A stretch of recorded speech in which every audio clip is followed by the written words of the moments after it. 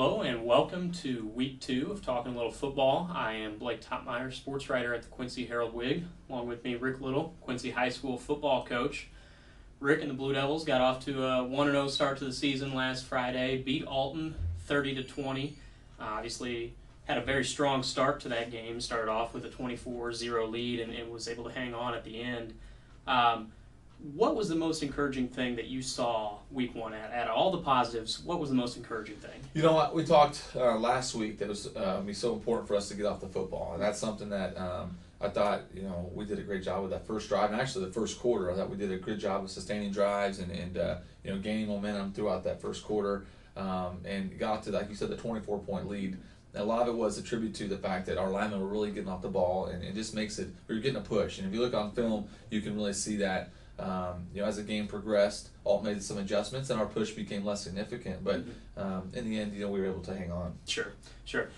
Third year in a row now, you've been able to win in week 1. From what you've seen, how does a victory in that first week impact the season? Well, the fact that it gets you off on the right foot, you are now 1-0, and I know every team in the state's this way, but they're chasing a playoff spot, and so now you can, now knock one of those wins that you need off that list. Sure. and now to go chase those other ones that you need. So that's big, but it's also big if you're continually week 1, week 2, week 3, you're still without a win and you're looking for that first victory. It becomes on the mental psyche, it starts to wear on you a little bit. So the fact that we've got this one off the list is obviously a great feeling. Sure.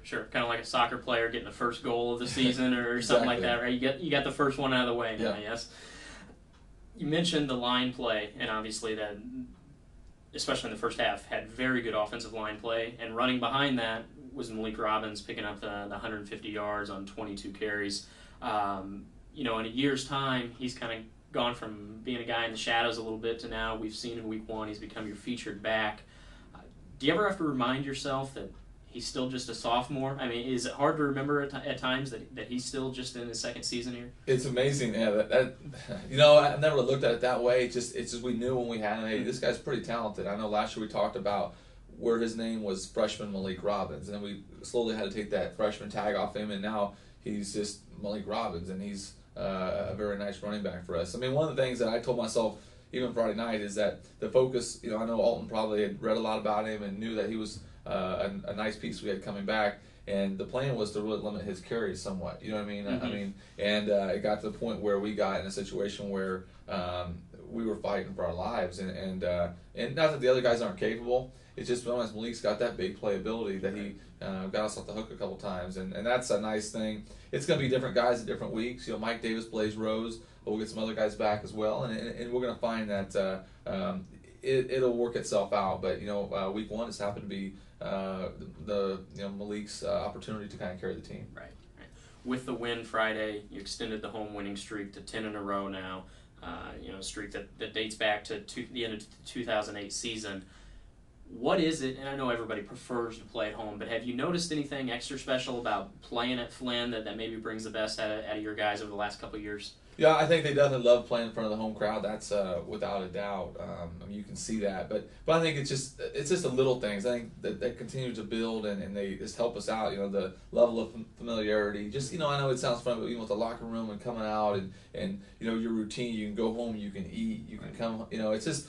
There's things, and we travel a lot and travel a great distance, so it's not like we're unfamiliar with that. Mm-hmm. But and it's not like we've been horrible on the road. We just have lost a couple games each year on the road. Well, 3 actually. But it's just one of those things. I think that we're just more comfortable at home, and obviously it shows. Right.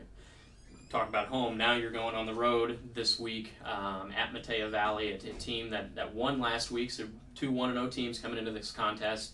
They finished 1-8 last season.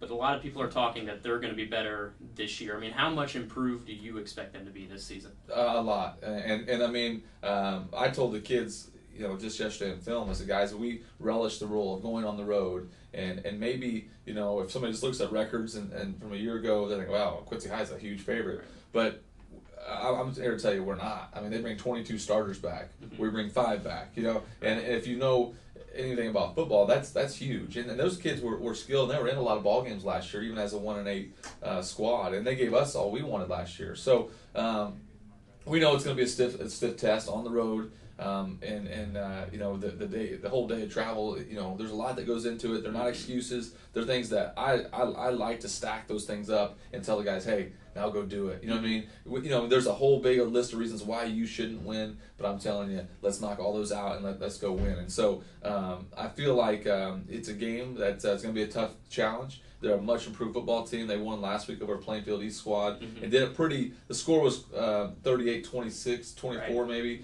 but on film it wasn't even close. So it's just one of those things that we got a stiff challenge. They've got a great quarterback returning who's getting Division I looks, and I think that's one of those things that, you know, if you're a competitor, you love this game, you know, and it's going to be a fun time. And like I said, hopefully we go out and give it a great effort. Two different styles, and I think that's something too that we've kind of just to share some of our stuff with you, but we talk about Muhammad Ali versus Lance Armstrong. You know, we're going to punch and punch and punch and punch, and boy, Lance Armstrong, he can ride that bike forever, and he's quick and fast, and so it's two different styles. But I think if we do what we got to do, we play our style of football, we can be successful. Right.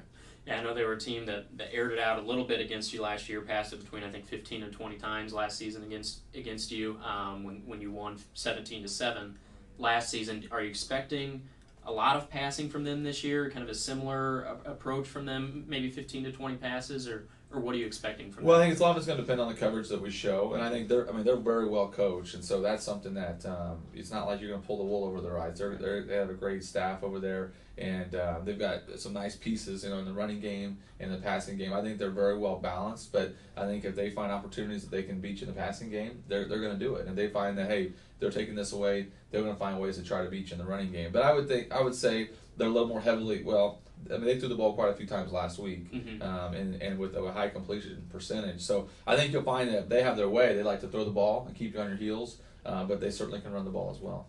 We talked last week about the top key to success. You said getting off the football. What would it be this week? A little bit different style opponent? I mean, is it the same thing, or is it something else that you've highlighted is even more important this week? Well, I think that we got to make improvements from week 1 to week 2, and that's what I see is the kind of the biggest key is, are we making those improvements? And that can include getting off the football. I mean, that really won't change. Sure. You know, hey, guys, we don't have to get off this week. Right. We've got to get off each and every week in order to be successful. But we've got to make the necessary improvements from week 1 to week 2. If we do that, I think you'll find that obviously we have a better chance to win the ball game. If we do not get those improvements, you're going to find that obviously, no matter who you're playing, it's going to become difficult. But you know, in the secondary, I think there were some things that we got to get shored up, and just some alignment things. Looking at film, they beat us on Alton on certain plays. And a lot of it was based off where we were aligned, you know, whether it be not even so much our D-line, but just our edge players. And so little things like that we've got to shore up. Sure. Again, Friday night on the road at Metea Valley. Both teams coming into the game 1-0. Quincy High coming off that 30-20 victory against Alton. Metea Valley coming off a win last week against Plainfield East. We'll be back next week to break down that action and take a look ahead to week 3.